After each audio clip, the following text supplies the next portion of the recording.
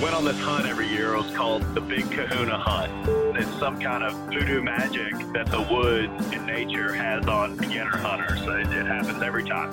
They think about one thing and one thing only for, week, 2 week spans, and that is finding their lady. Elk hunting's way easier than whitetail hunting. You can get so close, and I'm wrong. I can tell you that. Someone can go on my profile and click my gearboxes and look at all of my setups, whether it be my bass fishing, whitetail, elk hunting setup. Every message we get, every request, we listen to it and we entertain the idea. This is John Hunter, and you're listening to The Wild Initiative. Put down your latte and pull on your boots. There's a lot of people that can pull the trigger on an animal, but they don't know what to do with it after. If you would have told me that a stupid turkey was going to make me get that excited, I'd have told you were crazy. It's just a skill that you have to perfect over a lot of years. Hunting is a tribal activity. We've lost the tribe. We can't even hunt together anymore. Well, the people that are anti-hunting are usually pro-abortion. So kill the people, save the animals. I just remember riding my horse back to camp with the northern lights and the moose behind me, and I'm like, this is why I've done this. This is as cool as an experience as I will get. Hi, this is Jim Shockey. This is Sam Sohol, the public land bus guy. Hi, I'm Kimmy Greentree. Hi, this is South Cox with the Western Bowhunter Podcast. Hey, this is Ben Dedamonte, a.k.a. Shed Crazy. You're listening to The Wild Initiative. What's up, y'all? Welcome to episode 125 of The Wild Initiative. Before we get started, as always, a huge thank you to Sawyer Products for their continued support of the podcast. Y'all, as we're getting into the winter months, you are probably happy like I am to see all the mosquitoes and ticks and bugs go back to hell where they belong. And while in the winter months, ticks do become less active unless it is below freezing, the black ticks or deer ticks that carry Lyme disease can still be active. There's even some research that shows in areas with heavy leaf cover, even below freezing, these deer ticks will still survive and can be a danger to you. So y'all, make sure you are staying vigilant, spray down your clothing, your gear with Sawyer permethrin and picaridin. Y'all, it is the best product out there, and it protects against the ticks that carry Lyme disease. Stay vigilant this winter. Head on over to sawyer.com/Lyme-disease to learn more.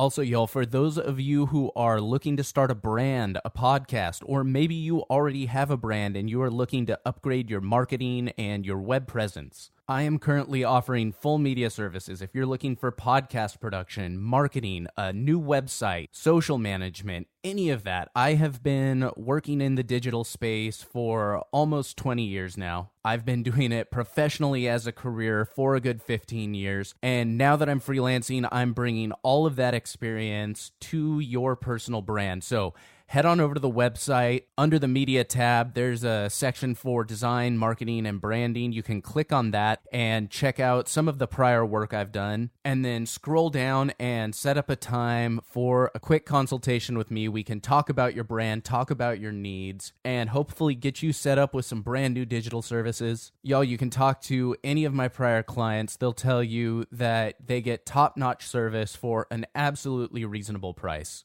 So make sure y'all shoot me an email or head on over to the website and set up a time for a consultation. You can find that at thewildinitiative.com under the media tab. Finally, y'all, as a personal request, those of you that have been listening for a long time are fans of Living Country in the City and the Wild Initiative. I would ask that you head on over to iTunes or Stitcher and leave a quick rating and review of the podcast. Those ratings are really integral to the growth of the Wild Initiative and helping get it in front of more eyes and really spread this content to more people. Additionally, I would ask that you take just a couple minutes out of your day to head on over to my support page at thewildinitiative.com/support. There are a ton of options on how you can really become part of the Wild Initiative team. The ultimate of which is heading on over to my Patreon page and committing to a small monthly contribution. There are lots of options that come with some great rewards. Even the $1 a month option has some awesome rewards, including your own personal, private, ad-free feed of the podcast. So you don't have to listen to me rambling on for 5 minutes at the beginning of every episode. You can just get right into the meat of the content. And seriously, y'all, every contribution helps a ton. You could become an absolutely integral part of what I'm doing here with the Wild Initiative for just $1 a month. That's just $12 a year, and you are effectively a key part of ensuring that I can continue to bring this awesome content year-round. Seriously, $1 a month. Y'all probably lose more change than that in your couch and your dryer each month. So even if you don't think you can contribute, I would appreciate you heading on over to the support page, checking out the options there, and checking out what's available on my Patreon. Just give it a look. I think you might be surprised on what there is to offer and how you can get involved. So again, that's thewildinitiative.com/support or thewildinitiative.com/Patreon. All right, y'all, on to today's episode. Today, I'm talking with John Hunter. John is the Chief Strategy Officer of GoWild. I met him through Brad Luttrell. And John is an awesome guy. He's a pro fisherman. He is a longtime whitetail hunter. And he has a really unique perspective because he, a few years back, just went on his very first elk hunt. And so we have a great time sitting down, not only talking about a bit of a beginner's guide to whitetail and tree stand hunting, but then we also get into some really awesome thoughts on elk hunting, how it differs from the hunting that he's typically used to. And we talk a little bit about everything from mindset to training to gear. So I think this will be a really cool episode that just about everyone can get a little something out of. So I hope you all enjoy episode 125 with John Hunter. All right, y'all, here we are, another episode of The Wild Initiative. Today, I am sitting here with John, well, I guess not sitting here with you, but I am on the line with John Hunter of GoWild. John, how you doing today?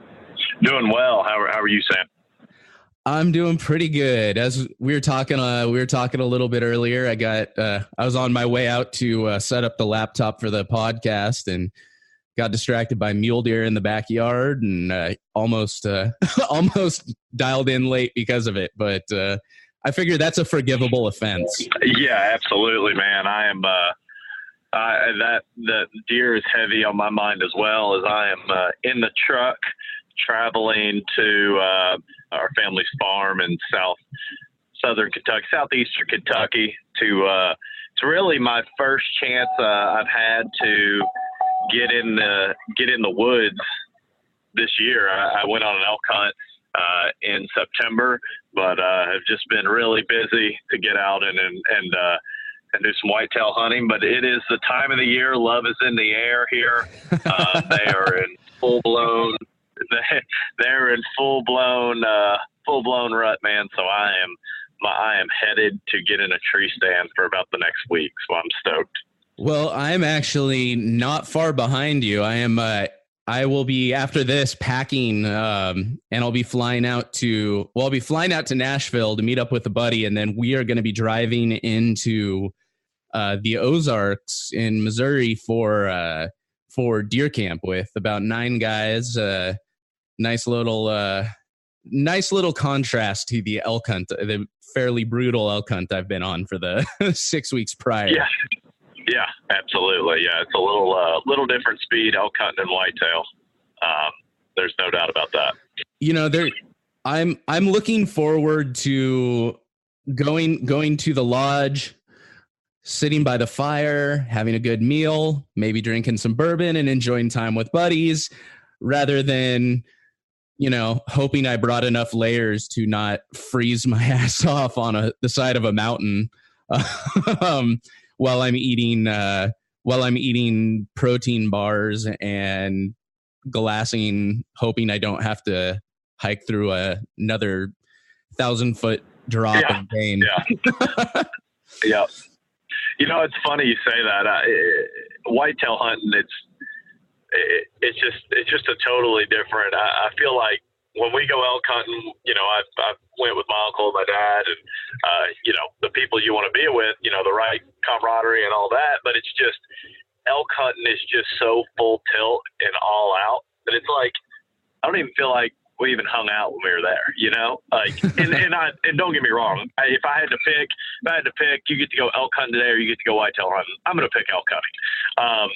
But with that said, if you're looking for a week to just kind of go relax, that's not really it. And just hang out and like talk to people. But whitetail, yeah, it's a lot different speed for me. It seems like the way we do it, you know, we don't do a ton of all-day sits. We will every now and then, but it's mostly, you know, hunt, come back, hang out, talk, lunch, go out for a little longer, come back, campfire. It's just it's a little more laid back. Yeah, I'm definitely looking forward to it. And I mean, I've sat in a tree stand before. My actual first couple experiences hunting were sitting in a tree stand out in Mississippi, actually. Right around this time of year, it was like a Thanksgiving hunt, and you know, I mean, I had no idea what I was doing. I wasn't prepared. But I did discover that it's, you know, it's funny you talk about like, okay, you know, it's very intense when you go elk hunting, all of this stuff, and it's a lot more relaxed and casual when you're whitetail hunting. At least the way we're both going to be doing it, but it takes like a weird, I think I've talked about it before. It takes like a weird skill. It is definitely a skill to be able to sit in a tree stand without moving, but the whole time stay alert, stay focused, be ready at any moment for, you know, does or buck to walk out. Like, it is not a skill that everyone has. And I am not one of those people. Yeah, and to be honest with you, I struggle with it at times. I'm kind of with you. I love it. I've grown up doing it, and you know, the past couple of years I've really got into elk hunting, and that's why I think I've really taken a liking and love to that. Is because, you know, there is no sitting. It's always a run and gun game. And, but you know, I always will. I mean, whitetail hunting is my roots. It's where I came from.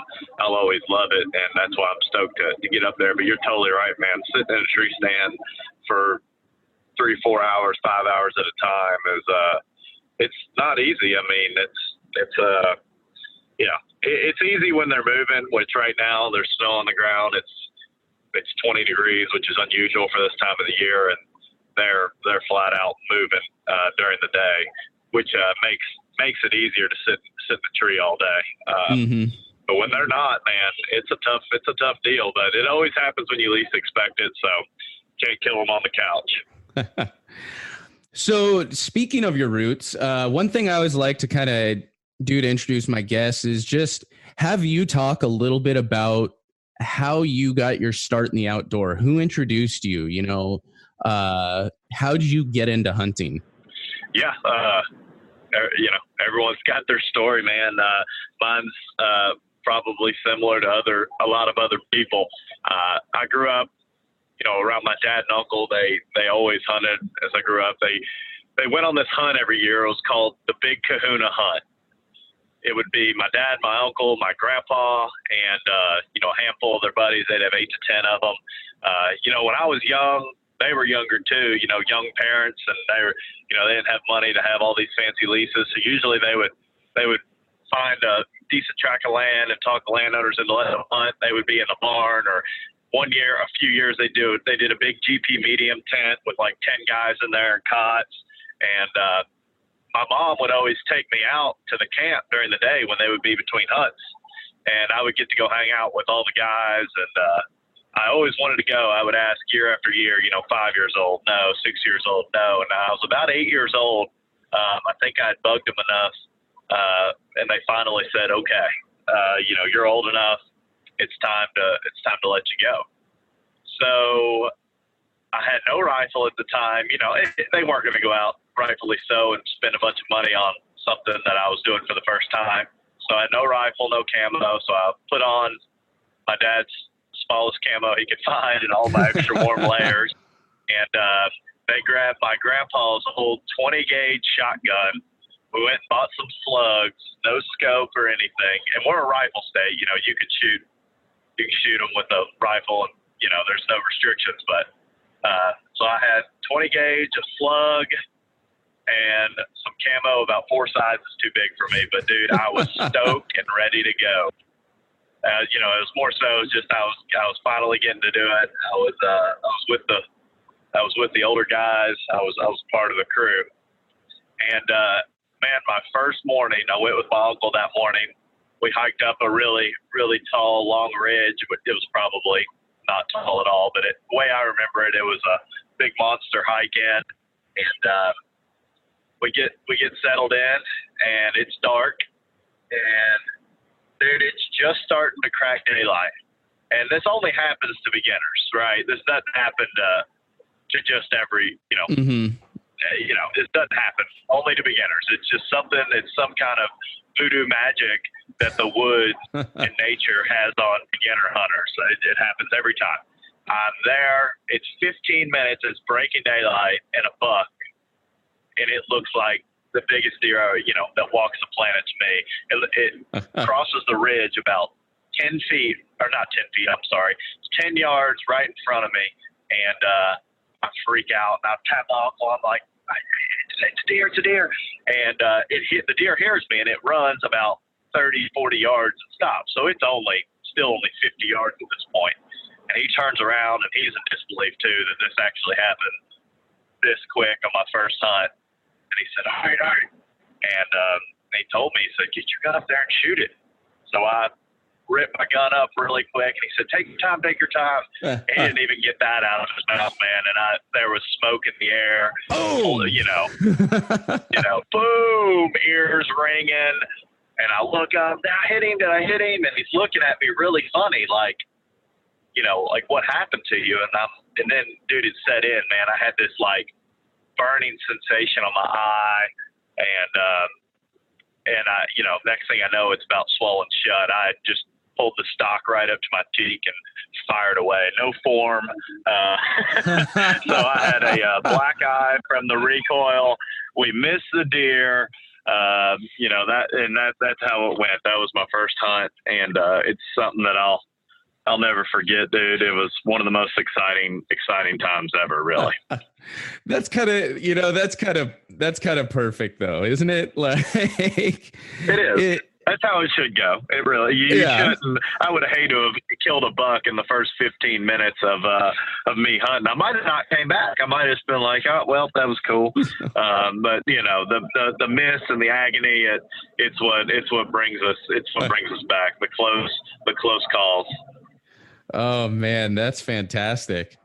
So you pretty much grew up hunting.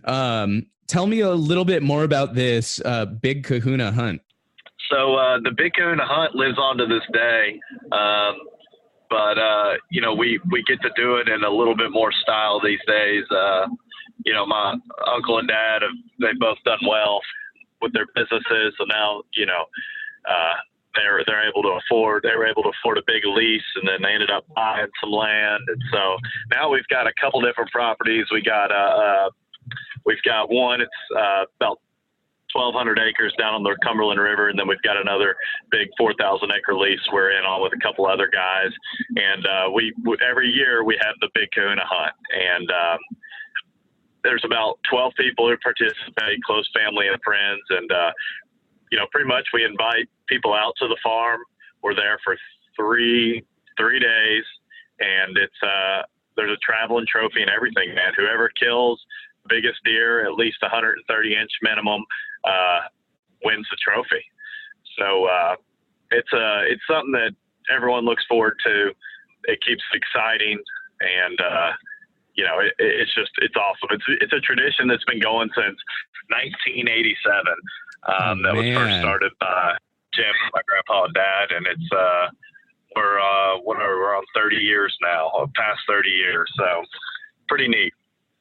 That's absolutely incredible, and that's one of those things, you know, I'm looking forward to, you know, because I'm kind of I hesitate to say that I'm like a first generation hunter, because there is a history of hunting in my family, but you know, my dad and grandpa didn't really do it, you know, and it wasn't like I really grew up with it. So I do kind of consider myself a first generation hunter. And, you know, as I kind of continue through this, I'm really looking forward to seeing which of those traditions develop and how things go. And, you know, if I ever have kids, you know, the kind of traditions we put together, because I think that's so integral to hunting. I mean, the traditions with our family, the tradition of hunting in general and how it connects us to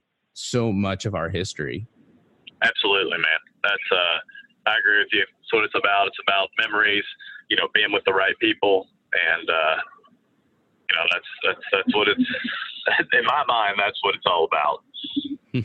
So is this what you're going out for? Are you right now? Are you heading out for the big kahuna hunt, or is this just? I am. Yep, absolutely. Okay. Yep. I'm on my way right now. We're going to hunt one farm for a few days, and then most of the people come in Thursday evening, Friday morning at the other farm, so we'll slide over there and greet everyone and get the festivities underway. It's actually, I mean, I've explained it. I have GoWild. We made a video on it called Traditions. Is actually the name of it, and it's on. I believe it's on YouTube. It's a cool little video, and I kind of talk about the whole hunt and how it's developed and everything else. I will definitely make sure to pull that up. I think Brad actually sent that to me. So I will make sure to get that up on the show notes page for this episode. That'll be thewildinitiative.com/125. That just, geez, man, I can't believe I've released that many episodes still. There's certain numbers that do it to me, and 125, that just sounds like so many. Can't believe I've talked to that many people. Yeah, it's a lot of talking. Oh yeah, and I talk a lot. So for someone that is, you know, one of the big reasons I started this podcast was because I very selfishly wanted an excuse to get some tips and tactics and learn from people that have been doing this a lot longer than I have. So since I'm effectively getting ready, you know, I sat in a tree stand once or twice, but let's face it, I was mostly just sitting. I was not hunting. But so effectively, I'm going on my first real like whitetail tree stand hunt here. What should I keep in mind, you know, as I'm preparing to go out? Maybe what should I be expecting other than sitting in a tree stand and feeling all the warmth and joy slowly sucked out of my body in that tree stand? Well, that's the first thing that I always tell people, you know, if they're not used to sitting, you know, doing sit hunts, is just be prepared gear-wise. You know, as far as your clothing, you want to make sure you're warm, because if you're not warm, you're going to lose focus on the task at hand. You're going to start thinking about how cold you are. You're not going to be into the hunt. It's just going to not be a good situation. So I would say, to the best of your ability, pack the right clothes. You know, make sure you have wool socks. You know, wool is good because it can get wet if you sweat going in on your feet. Just have the right gear, wool socks, you know, gloves. And that's another thing. Pack, if you have a long walk in, don't wear all your layers. I mean, people who elk hunt know that. Don't wear all your layers, because you're going to sweat going in. You're going to get to the stand, you're going to be wet, and then you're going to be miserable. So pack your clothes in, have enough of them. When you get there, as you get cold, you cool down, put them on, and that way you can focus on what's important, and that is killing a deer. So next, shoot, man. I was going to say really quick. Yeah. I'm curious, and I've seen these things, and I don't know, at least not that I'm aware of, I don't know anyone that's used them. Have you ever used or seen one of those? I mean, they're basically like a tree stand sleeping bag or Snuggie or something. It's like a giant body sack that you can like pop your arms out of. Have you ever seen those? Yeah, I have. Have you used one? Man, no, I have not used one. I have not, but I have seen them. I know what you're talking about. Doesn't look like a bad deal, but yeah. I've just always been curious, because they look like the most ridiculous thing I've ever seen. it's funny. Every different type of hunt has its own, I guess, super unique gadgets and little things here and there. And, it doesn't matter what kind of hunting you do. There is a way to get totally extra on that hunt. And, I mean, and I feel like I've seen some gadgets for, whether it's, in online stores or magazines or whatever, some gadgets for tree stand hunting, man, where you're building a condo up there. And it's not like a box blind, man. This is just a condo strapped to a tree. Oh, yeah. Absolutely. And I'm surprised half of these people don't have a TV up there to watch the football game. No doubt. Well, they do. It's their phone. Oh, yeah. Yeah. That's one thing, man. I gotta, and I'm sure I've seen people talking about that a lot. I gotta really school myself to not be on my phone while I'm up there. Because I swear there was a few times where I definitely was a day late and $1 short because I was sitting there playing Candy Crush or something instead of really focusing on what I should have been. Absolutely, yeah, it is tough. It's a distraction, but they're good to have though for an emergency and all that stuff. Communication with other people, but yeah, I get it. It is a distraction, and no one's gonna not look at it a few times. So especially when you're sitting there for hours on end, it's a nice little break to entertain your mind for a minute or two. But as long as we can remember to put them down and dial it back in, I think it's all right. So is there any other, we talked about a good layering system, making sure your clothes are on point and warm enough for sitting without moving for a couple hours on end. What other gear may be unique to whitetail hunting from a tree stand that I should make sure that I have in my kit to take with me? Yeah, so I'll just kind of go over it's going to be really cold. I don't know about your forecast is. Ours is looking like it's probably similar. We're close to the Ozarks, but we're looking like in the morning 20s, during the day 40s. But, you're probably not going to get above freezing for your morning hunt. So it's going to be pretty cold when you're sitting still, stagnant, no blood flowing or anything. So what I like to do is I have a polar layer, base layer. I wear that, and then I'll wear a pair of cotton socks, and then I'll actually put those toe warmer things on my cotton socks with another pair of wool socks over it. And then I'll wear my boots. And then, layer appropriately for your body, depending on the temperature. That's how I keep my feet warm, though. And then, I'll put on, after that, I'll put on usually my waist down rarely gets cold. And I think that's the case with most people. The most important parts, your core, your chest, back, neck, stuff like that, head. And so, your legs and stuff, I just wear my polar layer and then my heavier hunting pants. And then up top, I'll layer accordingly how I feel, based on the temperature and the forecast. And so, aside from layers, what kind of gear do you bring with you? Obviously, you got your rifle or your bow, snacks. What else do you bring up with you? Yeah, so snacks are important. You never go hungry, but yeah, your weapon, if you're taking a bow, you always want to have an extra release. That's pretty standard for archery. I always have that. And really, I take a couple other things. I take a knife for, skinning knife, and I'll take a rangefinder. And the other two big things are I'll take my, whether it be rattling antlers. I personally use the Night and Hail rattling system. It's basically two just plastic things with kind of nubs on the end, and they're compact. You're not carrying around big antlers. They sound great. The biggest deer I've ever shot, I rattled in with them. I've rattled in tons of deer. I always have those, and I always have a grunt call. The grunt call, a lot of times it can keep, it can stop them if they're moving. I've never had a lot of luck grunting them in. It'll make, if they're on the outskirts, I have grunted them closer just for their curiosity. sake, but the nightingale rattling system, I've rattled in, like, I know I've rattled in because they come running in. When it gets to be this time of the year, is a couple week period when they're rutting and they're ready to roll, man. Testosterone's up.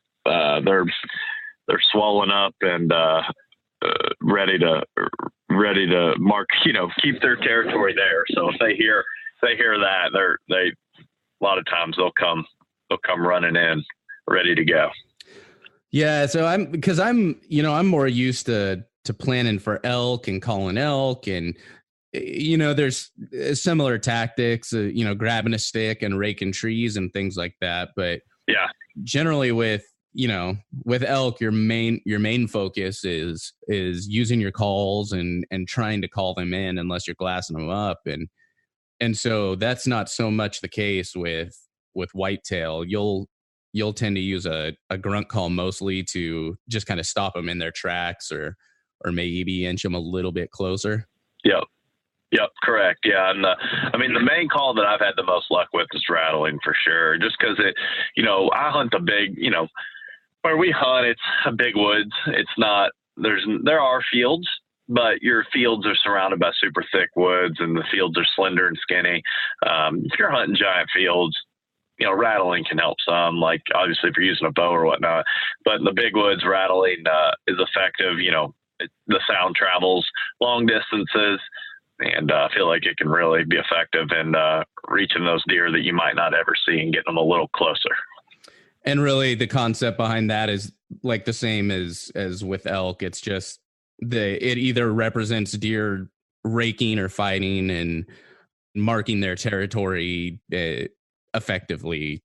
Am I right with that? Or yep, absolutely. Yeah. They're in the rut. They're trying to breed. If they got a doe, if they're locked down on a doe and another buck comes in, that he's not going to let that other buck come in and make it happen with her either. He's gonna defend his territory, and they're buddies all year round for the most part. You see them in the summer, in the early fall. They call them bachelor groups. They're all together. Then in October, you'll start seeing them on cameras. They'll start sparring a little bit. They just call them tickling antlers. They're starting to kind of bump heads a little. Their chests are starting to puff out a little bit. Testosterone's rising, levels are rising. And then when the rut hits and it's full peak, all the hormones are at the right levels, man, they're not nice to each other anymore. They're no longer friends for another few weeks. They think about one thing and one thing only for, 2-week span. And, and that is finding their lady. And so do you find with rattling, do you find that is really only effective on some of the bigger, more mature bucks? I guess because logically you think about okay, you hear deer rattling, it's got some decent antlers. You're not going to necessarily get some of the smaller, less dominant bucks coming in. No, absolutely. That is fair, somewhat true. Some might shy away from it. That's why, I don't always rattle. Sometimes I do. A trial and error thing. You try it sometimes, and some days it's going to work, and some days you feel like you might be doing more harm than good. And it's really just a deal you got to play with. But I definitely would agree with that and say that is somewhat true. Your less mature bucks, you might spook off. And you might even spook off the mature ones. It's just one of those things, you got to try it. It might work sometimes it might not. You just got to find that right buck that's in that mood, wants to fight, is rip roaring and ready to go. Yeah. And if he's not, more than likely he's going to turn the other way if he's not in that kind of mood. Well, so I would say it's safe to say if it's pretty much full blown rut, which it will be for the next 10 to probably from now in the next 10 days, it's pretty safe to rattle. I wouldn't go real crazy, but it's safe to. Before and after, it's definitely a time where you don't want to go too hard at it. So When you say don't go too crazy, how often do you rattle when you're sitting up in a tree stand? This time of the year, I'll get in. You always want to let the woods. You always want to let them settle, and when they're settled. Like you'll get in there, and it's just a feeling you'll get. You'll know. You'll start hearing birds again. When they're settled back in. You'll hear the birds. You hear some squirrels. You'll just hear some. You'll hear the woods again. Is a good way to put it. When you're settled in, and then 20, 30 minutes in, I'll start a sequence. I'll rattle for probably 20 seconds or so. I've never really timed it, so it's hard. I would say, 15, 20 seconds, and then I'll let it cool off for maybe a second or two, and then I might rattle them again for another 5 seconds, and then I'll just let it sit. Sit for a while. You could probably do it every, hour or so. I don't do it more than 3 or 4 times in a sit. Sometimes I just do it once. Like I said, it kind of goes back to that feel, but that's a good sequence, maybe 15 seconds or so, let it stop them and then put them back together, crack them back together and let it go another 5, 6 seconds and then just end it there. Earlier in the year, people will tickle them, so they'll just kind of rub them together real small, but that's a good rut sequence in my opinion. Okay. It's sounding like I'm going to have to, pick up some rattling antlers on my way out to Missouri, because this I also feel like it makes it easier for me to sit because it feels like I'm doing something. Yeah. Does that make it helps me too. It helps me too because I'm the same way. I feel like I'd be doing something to help lure something in. Sometimes silence is best, so I'm an experienced hunter, but I'm not an expert. So I'm sure there's other places that people could research to really find it, but I'm just telling you what's worked best for me. And that's kind of how I do it. So is there anything else that I should keep in mind or think about or prepare for as I'm going into the whitetail woods for the first time? Yeah. I mean, the other big thing is, if somebody is hunting for the first time,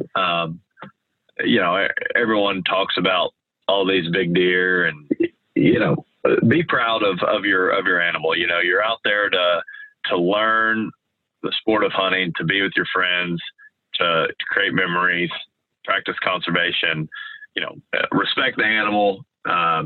Every animal's great, use the meat, use every part of it you can. And, not everyone's gonna be a giant. We definitely practice quality deer management where we are. But not everyone has, a private piece of land.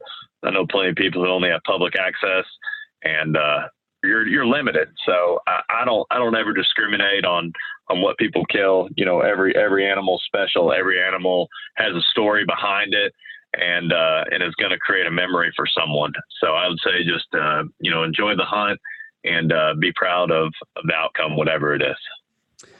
That is, and I think that is good to remember. And it's just an awesome reminder for everyone, regardless of whether you're hunting whitetail, mule deer, turkey, elk, bear.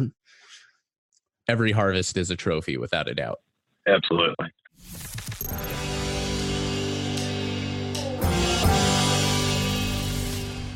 Hey y'all, over the past several weeks, I have been talking to you a lot about Live Bearded. And for those of y'all that are growing a big old bushy beard for the first time, you may not realize that there is a process involved in keeping it healthy and looking, feeling, and smelling good. Now, y'all may have been heading on over to the website, checking out the products, and wondering what the whole process is to use all of these. Well, let me break it down for you really quick. First thing you do, the most important step number 1 is to make sure you grab a large stick or baseball bat. Bring it into the bathroom with you, close and lock all the doors before you start any of this process. So next step after that, hop in the shower, grab your beard wash, lather it up in your beard just like you would any shampoo in your hair. The benefit of this beard wash is it won't dry out your beard. It'll help keep it clean without anything that's going to harm it, make it dry and brittle.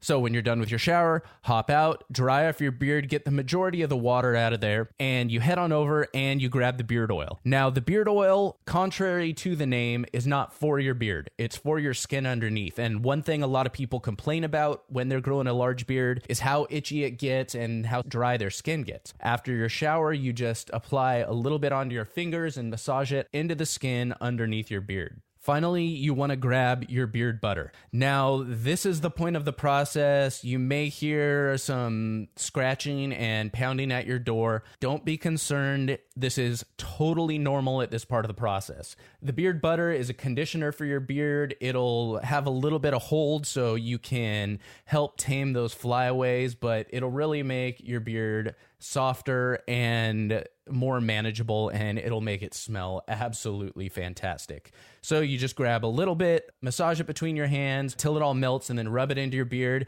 Then you finally grab your beard comb and tame the whole beast down. So at this point, you're feeling great, and this is the key moment where you need to be very, very careful. So before you head out of the bathroom, what I need you to do is grab that stick or that baseball bat that you first brought in, hold it in one hand, and then just brace yourself as you slowly open that door, because on the other side of that door, there is going to be a flood of women trying to get at your awesome, well-groomed, fantastic smelling beard. They're going to want to run their hands through it. They're going to want to smell it. They're going to want to constantly be all over you. Unfortunately, this is a side effect of Live Bearded that I cannot control. So just really all you can do is be prepared for it. So y'all, that is the fairly simple process you have to go through to really keep a healthy, happy beard. Make sure y'all head on over to livebearded.com. They are currently having a $10,000 cash giveaway, and all you have to do to enter is to buy any of their products. Every $5 you spend on the website is an entry into the giveaway. And that's $10,000 in cash. Think about all the hunting gear and tags you could buy with $10,000 in cash. Additionally, they have all kinds of awesome scents. They've just released their limited edition holiday scent. So make sure y'all check that out and use code TWI10 to get 10% off your order at livebearded.com.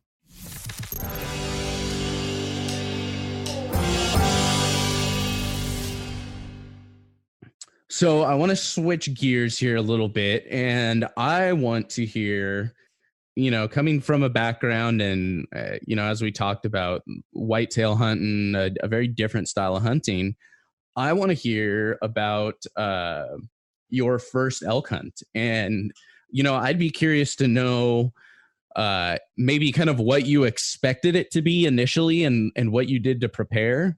And then we can contrast that a little bit with what the reality was and what you did different your second time around. But yeah, just really, tell me a little bit about that first elk hunt. Yeah. So I guess I've been on 3 now. Okay. So this year was my 3rd year.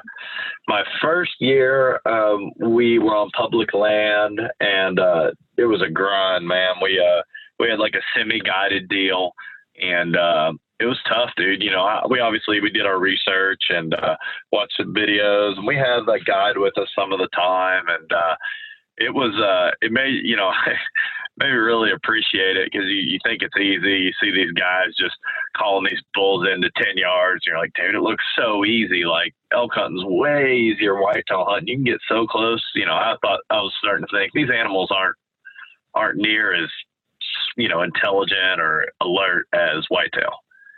And I'm wrong. I can tell you that. They're tricky. And I learned that first year out, man. It was tough. Where, like I said, public land, I think the closest I got to one was maybe 100 yards. And with with your bow, that's just not that, you can't make that shot. I can, at least. So it was fun though. We heard some bugles. We had, a couple close 100-yard encounters, and it was enough to get me just all in hooked to where I had to go the next year. Next year was a rifle hunt, but I took both rifle and gun. I hunted. This one was on private land. I got an awesome opportunity to go to a place called White River Mountain Ranch and near Steamboat Springs. And it was a rifle hunt. And I took my bow the first 3 days, 3 of the 5 days. I took my bow, try and make it happen. And they just weren't really responding to calls really well. It was kind of over. They were herded up. It was hard to pull the bulls away from their cows, and just made it tough to get in amongst them and get a shot on one.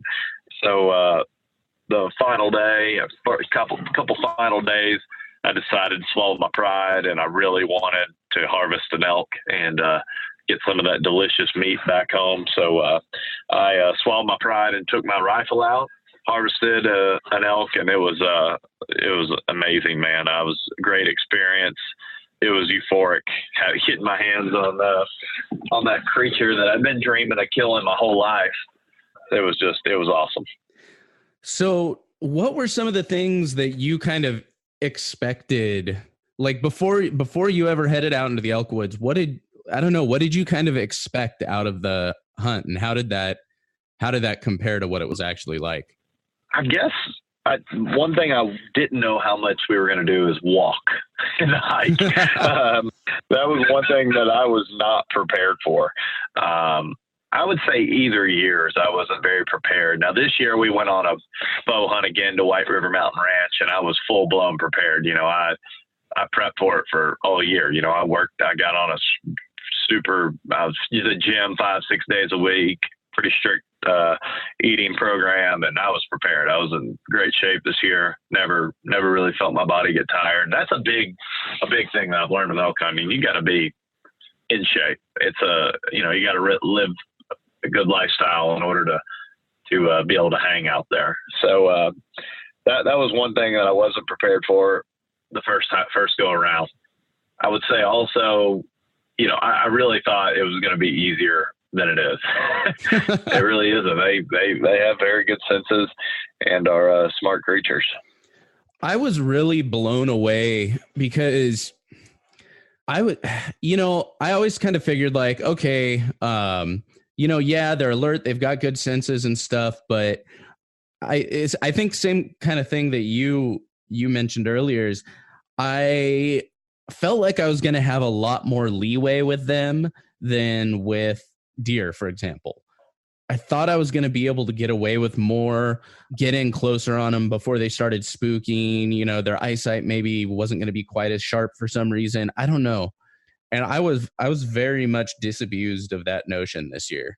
I hadn't really been getting into elk for the past couple of years. And this year I finally was really getting into them. And so I finally got to make all those mistakes and learn those lessons, which was really interesting. They spot the tiniest bit of movement. And so you just have no chance sometimes, it feels like. Yeah, man. And there's so much to learn about them too. This year, I learned so much more. It's cool every year. And you can do as much reading and video watching as you want, but when you're out there doing it, man, you learn so much, and it's cool to experience that and grow as an outdoorsman. So maybe somebody is in a similar situation as you. They've been hunting their whole life, maybe whitetail and turkey, kind of that sort of stuff. But, they've always wanted to go out elk hunting. They think it sounds amazing. What tips would you give them? What would you tell them as they're preparing for their first elk hunt? First one would be just do it. No, quit thinking about it. Quit waffling about it.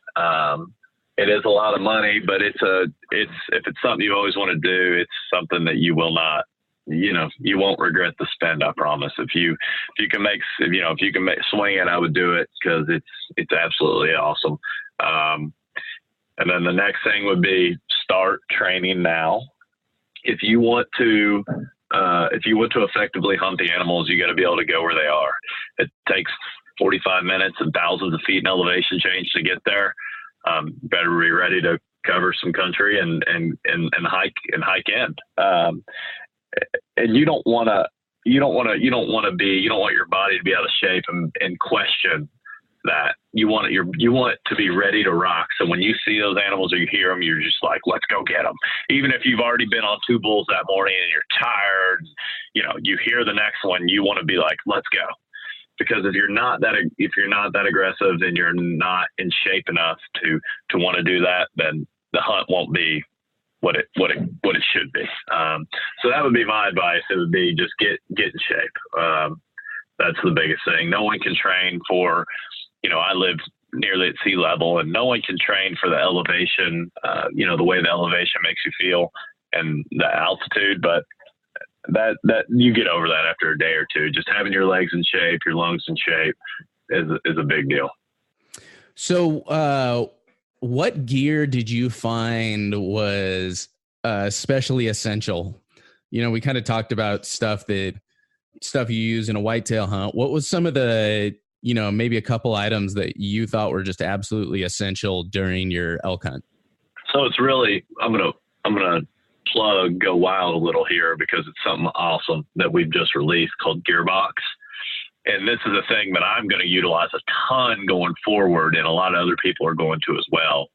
I'm about to build out my elk hunting gearbox. So I'm going to build out my whitetail gearbox, my elk hunting gearbox. And what it is someone can go on my profile and click my gearboxes and look at all of my setups, whether it be my bass fishing, whitetail, elk hunting setup.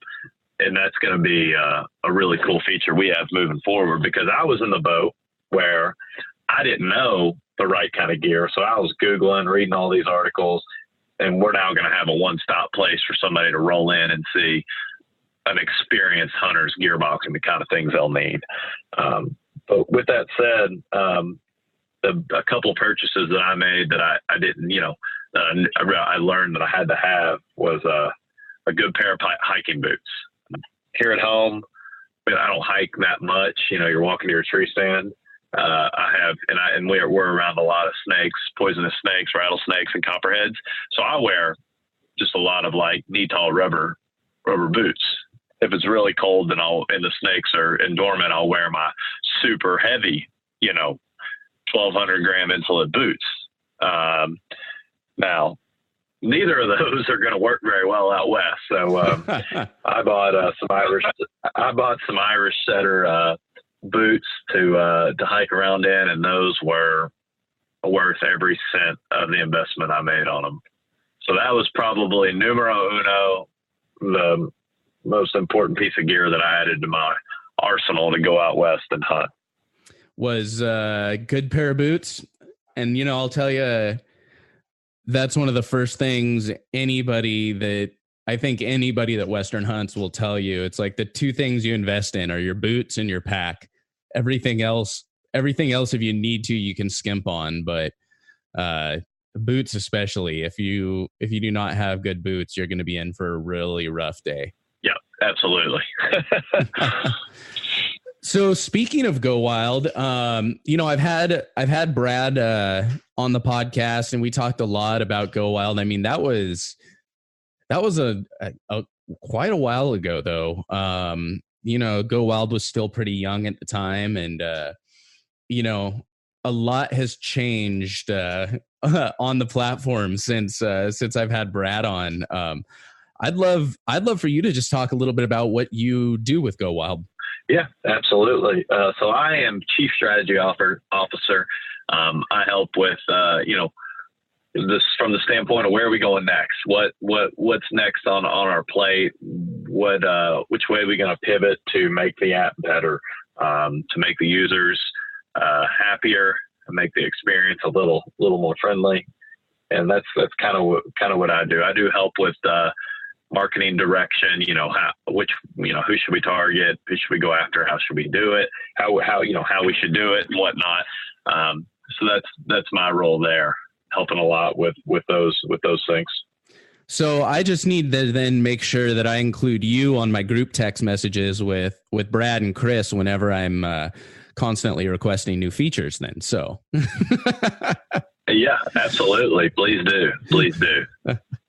Oh man, I'm sure Brad and Chris will be happy to hear they've got some extra relief to share the burden of my constant, hey, you know what would be really cool and go wild? Yep. We get a lot of those, and we listen to every one of them. We really do. User feedback is huge to us, and every message we get, every request, we listen to it, and we entertain the idea, because that's what we're trying to do. We're trying to make it a better environment for outdoorsmen to come and use it and interact with others and learn. So speaking of the gearbox, I want to have you talk a little bit more about what that is, because that is a really cool feature, and it does tie in the way you guys are doing it's tying in with conservation, which is awesome. But I guess my first question is, are you going to be adding the gearbox to my personal profile? Because I'm thinking that would be something that would be really cool to see when you share your share your personal link or whatever. Yeah. To be able to see, the gear I'm using as well when I'm sending that to new folks. Hint, hint. Yeah. Yes, absolutely. That is definitely something that you're going to be able to do. Gearbox. There's a few main initiatives behind why we did it. One is, you want to show off your gear. You want to tell people what you use. That's great and all. Second off is the second reason that I think is maybe one of the most important reasons, and that is to learn what gear you need to use. Like, I had no clue when I was going elk hunting. You're sitting here picking my brain about whitetail hunting. If we didn't have the luxury of being able to be on the call right now, you could just hop on the app, go to my whitetail setup, and see exactly what I got in my gearbox for my whitetail hunt. And I'm no expert. Someone on there, I'm sure there's plenty of other hunters who are better than me on the app. You could go cruise theirs too, and kind of compare and contrast and see what you need to be rolling with. And if it's something you really, really want, then this is the third initiative behind Gearbox. If it's something you really, really want, you can right there, easy click purchase, it'll take you to one of our affiliates, and you can purchase from the link right there. And we're up front and outward about telling people that we are making money on this. However, we are going to donate a portion of those proceeds to conservation and try and give back to the outdoors. And I think that, that's such an awesome thing to do. And I love seeing so many companies moving in that direction. It's easy for us to just get into the whole hunting is conservation mindset. And, we're doing our part by buying our tags and, and going hunting. And I'm like, yeah, I'm sure that's really why you're hunting. And, it's a valuable thing. And I'm not being down on that at all, but it takes a special mindset to go over and above and really take that next step to help further fund conservation organizations and those efforts, because there's never enough funds going around.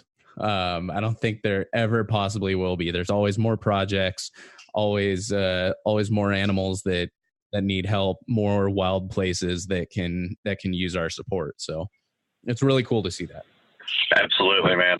I totally agree. And that's where we're just, at least we're outward about it and telling people, look, yeah, we might make a little bit of money on your purchase, not much. Cabela's or whoever we see make most of it, but at least what we're making on it, we're going to give some back. Awesome. Well, as we are winding down here, where can folks find you if they want to follow along with the hunting and fishing adventure? Absolutely. So obviously I'm on the GoWild app. You can search me, John Hunter, download the app, go to the search bar, and you'll be able to find me, all my gear setups, all my trophies, all my posts, everything I'm doing on there. And then also, if you want to look me up on Facebook and Instagram, I'm J Hunter Fishing. And I have a YouTube page as well, which is John Hunter Fishing. I'm also a professional bass fisherman, if any of y'all don't know. that's what I do a lot of the year aside from hunting and my GoWild duties. Oh, and also for this year's elk hunt, we had my buddy Tanner out, who's a awesome videographer. And anyways, he traveled with us on the hunt and put together a pretty sweet edited film of our hunt from this year. So if you guys get a chance, you can check that out on my YouTube page. Perfect. Well, y'all, I will make sure to link to all of those pages on the show notes page, which is going to be thewildinitiative.com/125.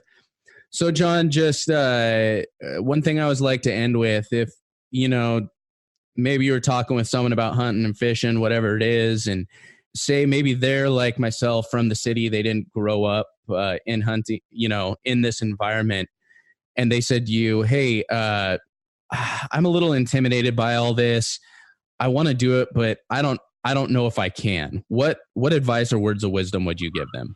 I would tell them that it's not something you have to do. I don't want, people shouldn't feel pressured to go hunting or fishing or go kill something. That's the big obstacle that a lot of people have. They're like, man, I think I'd really like, everything else, but killing something. I'm like, well, that's fine. Get outside, enjoy the outdoors. You don't have to necessarily harvest an animal to enjoy, God's creation out here. It's something that anybody can come out and experience. And I just tell people, just come try it. I'm big into getting people to just try something. I'm having a guy down to our farm this week from Australia, and then he moved here for fishing, and I want him to experience whitetail hunting. So, I'm big into, if you haven't done it, accept an invite. Just go give it a try, get in the outdoors and experience it. And if you don't like it, that's fine. But I have a feeling you're going to love it. And if you're an experienced outdoorsman, invite somebody new, man. That's how we're going to keep this awesome thing we have going. And the more conservationists, the more hunter and fishermen we have in the world, the better off we're going to be. So take somebody new hunting this year, share with them how awesome it really is. And I think good things will come from it. Fantastic. Well, John, thank you so much for taking the time to hop on the line with me and talk a little bit about everything. It was great. Yeah. Thanks for having me. I'm fairly under the weather, so excuse my raspy voice. And yeah, man, I've enjoyed it. Good luck to everyone this year. Good luck to you and Ozarks. Be safe out there, and best of luck harvesting an animal. Awesome. Thank you so much. All right, y'all, that'll do it for episode 125 of The Wild Initiative. Make sure y'all head on over to the show notes page at thewildinitiative.com/125. Get links to everything we talked about in today's episode. Big thank you to John for taking the time out of his day to sit and chat with me. Really enjoyed our conversation about whitetail hunting and elk hunting in the same episode. It's not too often I get to do that.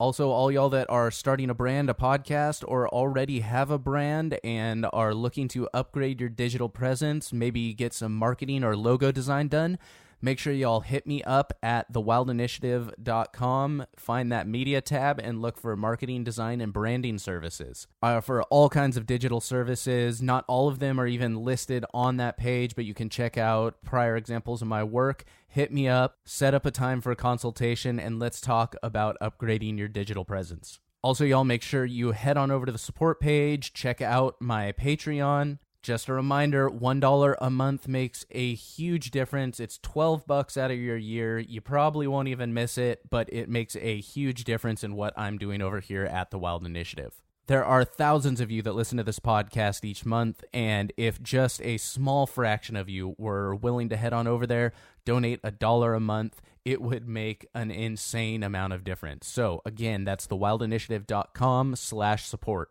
Finally, y'all, make sure you head on over to livebearded.com, pick up a beard bundle. Make sure you check out the holiday scents. Again, every $5 you spend is an entry to win that $10,000 in cash. And make sure you use code TWI10 to get 10% off your order. And again, as a reminder, whenever using this product, make sure you have a large stick or bat handy to fend off the ladies that will begin scratching and flocking to your door. All right, y'all, that's going to do it for today. Looking forward to next week, but until then, I hope this podcast inspired you to get involved, get outdoors, and plan your initiative for the wild.